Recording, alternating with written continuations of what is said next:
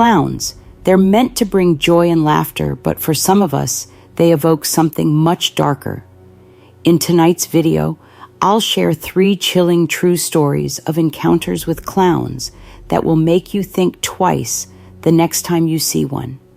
From a silent performer with a terrifying secret, to a clown costume that wouldn't stay put, and a lone figure stalking the streets under the cover of night, these stories will leave you questioning just how innocent a clown's smile really is. Sit back, turn off the lights, and prepare for a journey into the unnerving world of clowns. Story 1, The Silent Performer. I'll never forget the summer when my mom told me about the carnival just outside of town. I was 13, and in a small, boring town like ours, a carnival was a big deal. It was the kind of place you'd expect cheap rides, fried food, and cheesy games. But this one, it felt different. I got there just before sunset, the bright lights flickering against the darkening sky. The music was oddly muffled, like it was struggling to break through the air. I wandered around for a bit, played a game or two, and grabbed some popcorn. Then I saw it, a big red and white tent at the edge of the carnival grounds. It wasn't on the map they handed out, and there wasn't a sign. Just a faint sound of laughter coming from inside. Curiosity got the better of me, so I stepped closer and peeked in. The inside was dim, lit by a few overhead bulbs that cast long shadows. There was a tiny stage with one performer, a clown. He was dressed in baggy black and white clothes, his face painted stark white with exaggerated red lips and hollow dark eyes. He didn't say a word. He just moved. His gestures were slow and deliberate, like he was miming something no one else could understand. The few people in the audience barely paid attention. But me? I couldn't stop watching. It was like he was performing for me. Every time I thought about leaving, he would turn toward me, his unblinking eyes locking onto mine, his movements becoming sharper, more deliberate. It was unsettling, so I finally backed out of the tent and walked away. The sun had set by then, and the carnival was winding down. I decided to take the shortcut home through the woods. It was a path I knew well, but something about it felt wrong that night. The trees seemed taller, the air colder. I chalked it up to the weird vibes from the clown and kept walking. Then I heard it, the faint crunch of leaves behind me. I stopped and turned, shining my phone's flashlight into the dark. Nothing, just trees and shadows. But when I started walking again, I heard it again, this time closer. "Hello?" I called out, my voice trembling. No response. I kept moving, my pace quickening with every step. My heart was pounding now, and the sound of footsteps was no longer faint. It was right behind me. I turned again, and that's when I saw him. The clown. He was standing just a few feet away, his painted smile stark against his pale face. But he wasn't moving. He just stood there, tilting his head, as if waiting for me to say something. "What do you want?" I stammered, backing away. He didn't answer. He didn't move. And then, without warning, he reached into his pocket and pulled out nothing, just an empty hand. But the gesture, it was deliberate, like he was daring me to react. I bolted. I didn't care where I was running as long as it was away from him. The sound of heavy footsteps followed me, faster and closer with every second. I didn't dare look back. Finally, the woods broke open into the street near my house.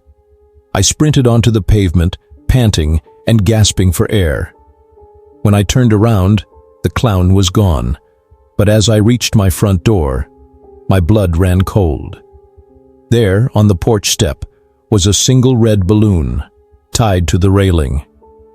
I never saw that clown again, but every time I passed the woods, I can't help but feel like he's still there, waiting, watching. And I'll never step foot in another circus tent again. Story 2. The Clown in the Closet.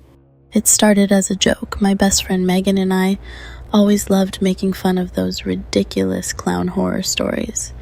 Creepy clowns in the woods, hiding under beds, stalking people. None of it ever seemed real to us. That night, during a sleepover at my house, we made it our mission to find the scariest clown story online and laugh until we cried, but then we found the costume. It was in my attic, tucked away in a dusty old trunk. We'd gone up there looking for extra blankets and ended up rummaging through boxes of my grandma's old stuff. Megan was the one who found it, a faded clown costume complete with oversized shoes and a painted mask. "Ellie, look at this thing," she laughed, holding it up. The mask was cracked and yellowed with age, its smile frozen in a way that felt wrong. It wasn't like the goofy clowns we joked about. This one looked mean, almost angry. "Gross," I said, brushing off the unease creeping up my spine. "Put it back." But Megan didn't. She draped it over a chair in my room, laughing as she posed it to look like it was sitting there watching us. We kept laughing too, though my stomach was already twisting with something I couldn't quite explain. It was just a costume, nothing to be afraid of. Right?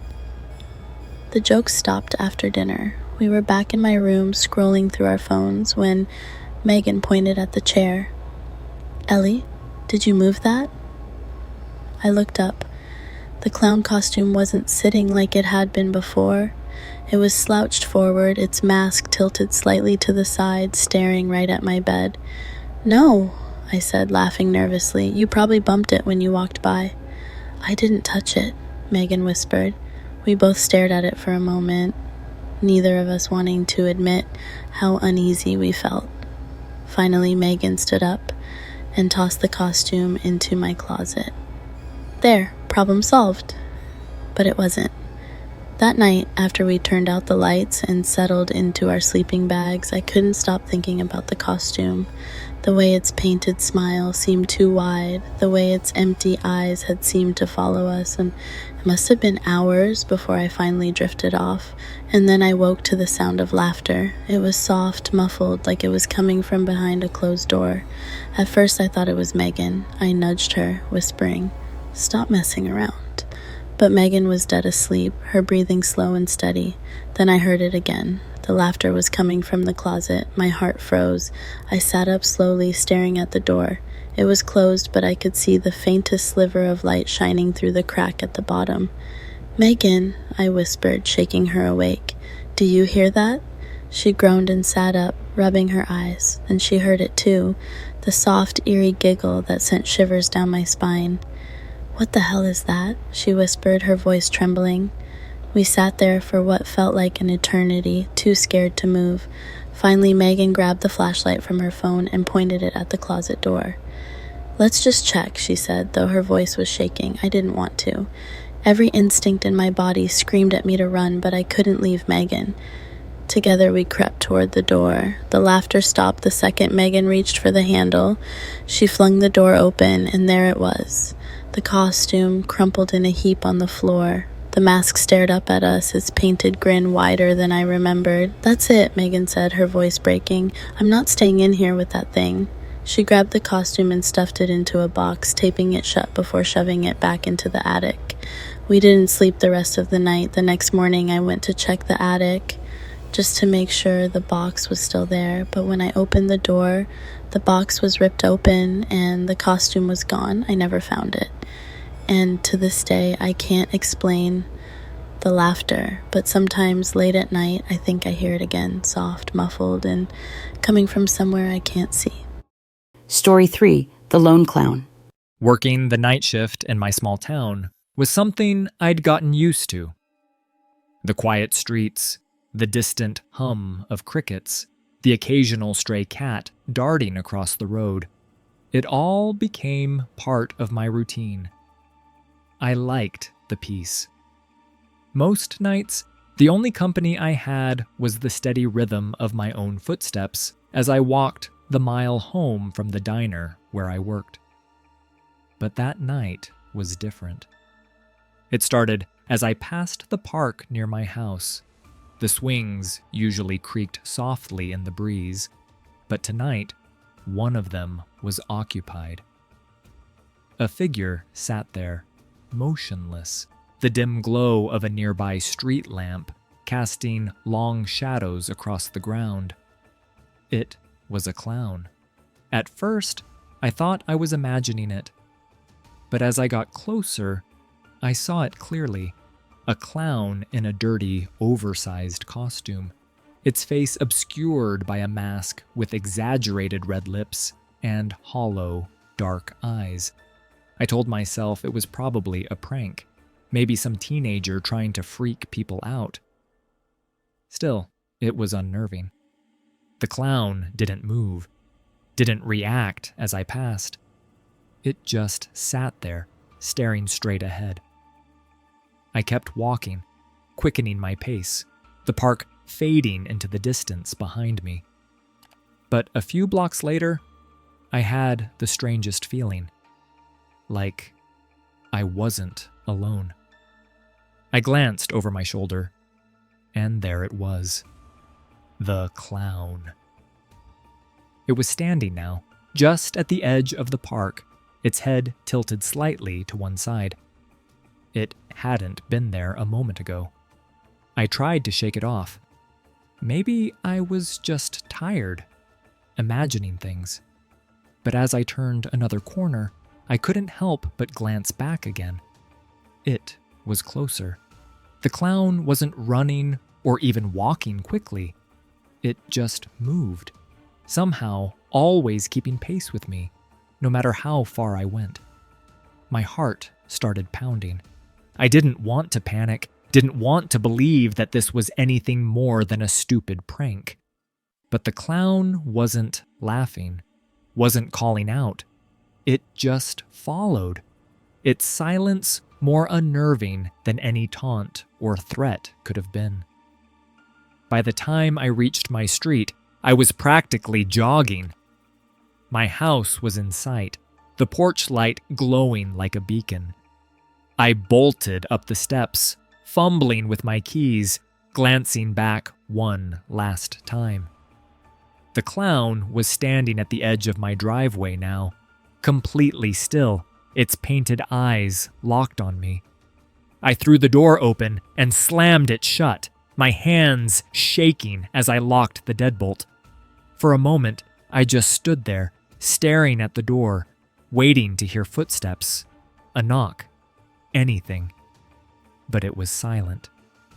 Finally, I mustered the courage to peek through the curtain. The clown was still there, standing in the exact same spot. And then it did something I'll never forget. It raised its hand slowly and pointed at me. I froze, unable to breathe, my mind racing. What did it want? Why was it here? But then, just as suddenly as it had appeared, the clown turned and walked away, disappearing into the shadows. I didn't sleep that night. I didn't leave the house for days. And even now, months later, every time I pass that park, I can't help but look at the swings, half expecting to see that figure again. Whatever it was, whoever it wasn't just a prank. It was deliberate. It was calculated. And the scariest part? I don't think it was the first time the clown had been there. Thank you for watching, and remember, sometimes the most terrifying monsters are hiding in plain sight, behind painted smiles and colorful costumes. If you enjoyed these stories, don't forget to like, subscribe, and hit the notification bell so you never miss a chilling tale. And if you've ever had a creepy encounter with a clown or anything else that kept you up at night, share it in the comments below. I'd love to hear your story. Until next time, stay safe, and watch out for what might be lurking in the shadows.